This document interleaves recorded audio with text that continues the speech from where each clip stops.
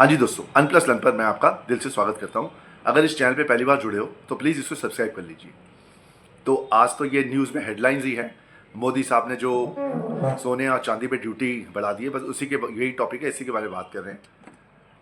जैसे आप देख रहे हो, मोदी साहब ने ये 8 पॉइंट कहे थे हमें, जैसे cut fuel, work from home, gold silver, foreign की ट्रिप पे मत जाओ, मतलब डॉलर बचाओ, हिंदुस्तान में ही ट्रिप कर लो, कुकिंग ऑयल पे, फर्टिलाइज़र पे, स्विच टू ईवी सोलार, और जाके तेल तेल में जो इंपोर्ट ड्यूटी में डॉलर हमारे लगते हैं वो बचाओ, मत खर्चा करो, लोकल स्वदेशी सामान खरीदो। इसके बीच में आती है रीड, इसलिए मैं आपको कहता read between the lines. Read between the lines का मतलब इसके अंदर की जो गूढ़ बात है वो समझो आप। अब सोना का तो काम हो गया, सोने को तो बढ़ा दिया इन्होंने, basic custom duty raised from 5% to 10%, और agriculture infrastructure raised from 1% to 5%। अब जो 5% था, 5+1% हो रहा था 6%, जो पहले 6% था, अब हो गया 10+5% 15%। आप समझ रहे हो, 5% प्लस 1% मिला के, एग्रीकल्चर मिला के 6% हो रहा था। ठीक है, जो जो पहले हमारी गोल्ड पे ड्यूटी लगती थी। अब 10% प्लस 5% दोनों मिला के हो गए 15%, तो टोटल 9% का फर्क आ गया। 9% की ड्यूटी बढ़ा दी इन्होंने। The two charges combined bring the total import duty to 15%। ठीक है जी, और प्लेटिनम पे भी इंक्रीज किया 15.4% से, वो भी होना था। तो इसका इफेक्ट तो आएगा ही मार्केट में। लेकिन हम सोच रहे हैं किया क्यों सरकार ने। तो इन्होंने, मोदी साहब ने तो पहले ही कह दिया था कोई ना कोई कदम तो हम उठाएंगे ही। पहले उन्होंने हिंट कर दिया, और 2 बार हिंट कर दिया था 24 घंटे में कि हम ये कदम उठाने वाले हैं। कोई बहुत, अभी तो ये तो शुरुआत है, अभी आगे और भी कुछ बहुत कुछ होना है, तो मैं आगे वीडियो में बात करता हूँ। The Indian rupee recently hit low, मतलब बहुत नीचे चली गई थी, 95 के आसपास चली गई थी, फिर 92 के आसपास आ गई थी। वो आरबीआई ने इंटरवीन कर ली थी और 3 रुपये नीचे आ गए थे। और 3 रुपये नीचे जब आई है तो 2-2.5 रुपये तो वैसे ही सुहा हो गए। आज फिर 95 के ऊपर ही डॉलर चल रहा है। तो मतलब पूरी जो इन्होंने, आरबीआई ने काम किया सारा जीरो हो गया बेसिकली। अब डॉलर तकरीबन 700 मिलियन डॉलर का कुछ हमारे पास उससे नीचे ही आ गया है रिजर्व्स। तो अब ये तो कदम तो उठाने ही पड़ेंगे। अब इसमें लिखा हुआ है saving foreign reserves, India page gold in US dollars, naturally US dollars में ही देते हैं हम। The government wants this dollars reserve for essential goods like oil. अभी आपको मैं एक सीधा सा एक प्रश्न पूछूंगा, अगर आपको कहूंगा कि मैं आप कुकिंग ऑयल खरीदो और सोना खरीदो, तो नॉर्मल बंदा तो इंडियन तो यही, नॉर्मल जो एवरेज बंदे, सॉरी, वो तो कहेंगे ना हम तेल खरीदेंगे, हम खाना खाएंगे, तेल खरीदेंगे, सोना खरीदेंगे जाके। बस सिंपल सी क्वेश्चन है। तो उन्होंने भी यही किया है कि हमने तेल खरीदना है, तेल हम खरीदेंगे तो रोटी पानी हमारी चलेगी, जो नॉर्मल ह्यूमन बींग्स हैं हम। सोना तो ये नहीं खरीदेंगे तो कोई आफत नहीं आ जाएगी। जो बहुत पैसे वाले हैं उनकी बात अलग, वो अलग बात हो गई है। लेकिन एक नॉर्मल में देखोगे तो तेल इस जो ज़्यादा ज़रूरी है ना सोने से, तो वही बस उन्होंने सोने पे बढ़ा दिए रेट। जो भी है, अब जिसको जो करना करे। इंडिया स्पेस इतना पैसा देता है, essential oil is more important, मोटा मोटी बात यही है। तो अब इसमें ये कर दिया तो प्राइस तो ऊपर जाना ही था। Domestic prices of gold silver jumped over 6%, और ये सिर्फ एमसीएक्स में हुआ है, हमारे हिंदुस्तान में हुआ है जंप। फॉरेन मार्केट में कुछ नहीं, फॉरेन मार्केट में आज भी वही का वही है सोना डॉलर टर्म्स में, और चांदी भी वही है, कोई फर्क नहीं आया। एमसीएक्स में देखोगे भाव तो 1,62,491, 6% के आसपास ऊपर है। ठीक है जी, और चांदी तो एक बार तो 3 लाख के ऊपर चला गया था, लेकिन 297, मतलब मोटा मोटी हिंदुस्तान की बात है, इंडिया के में ही हुआ है ये जो हुआ है, और कहीं नहीं हुआ है। तो वहाँ के इंटरनेशनल रेट्स वहीं पे है।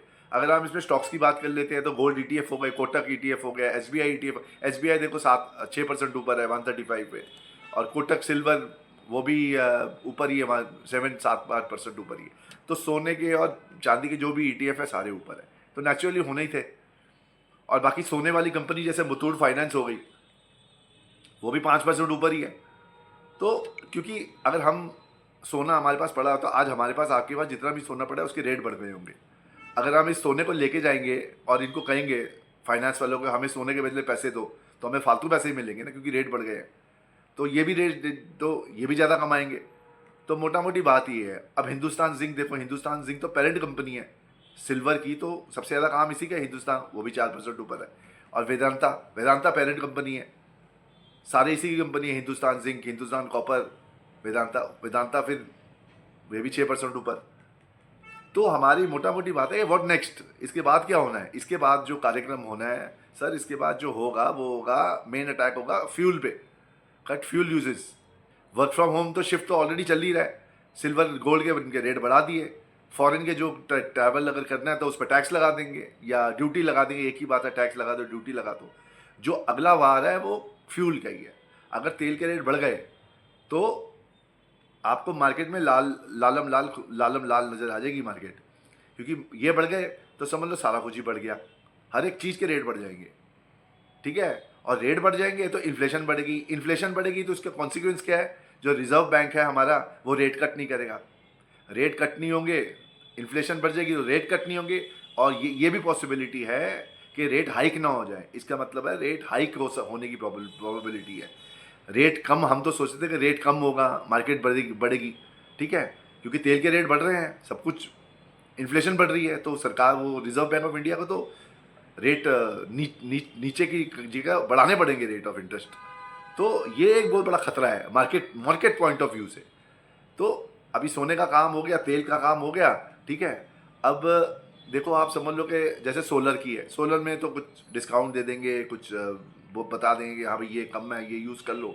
बाकी स्वदेशी लोकल गुड्स तो है ही जो हम यूज़ करें, कुकिंग ऑयल का ही है मेन, कुकिंग ऑयल पे भी टैक्स बढ़ा ही देंगे, कुकिंग ऑयल पे टैक्स बढ़ा देंगे तो तेल है जो महंगा हो जाएगा, थोड़ा सा महंगा तेल खाओ, महंगा तेल। इसलिए पहले इन्होंने सोने पे वार किया है, सोने पे जान के वार किया, जाके उसके बाद जो होगा उसको मैनेज कर लेंगे वो। और बाकी जो फार्मर वगैरह का है वो जो है फर्टिलाइज़र का, वो तो लास्ट में ही करेंगे, क्योंकि फार्मर को तो नहीं छेड़ेंगे, ठीक है जी। ईवी में तो अपने डिस्काउंट दे देंगे, भले लगाओ सोलर, स्वदेशी में तो सामान बोलेंगे लो, कुकिंग ऑयल पे तो पक्का रेट बढ़ेगा। जब तेल का ही रेट बढ़ गया, जब ऑयल के रेट बढ़ा देंगे तो नेचुरली ये तो बढ़ेंगे ही बढ़ेंगे। तो मॉरल ऑफ द स्टोरी ये है कि मोदी साहब ने जो 8 पॉइंट दिए हैं, एक चीज़ हुई है अभी, और 8 चीज़ में से 7 चीज़ बाकी है, बस ये क्वेश्चन ऑफ टाइम है कब इसका कार्यक्रम शुरू हो जाए, अगला वार लेकिन तेल का वार है पक्का।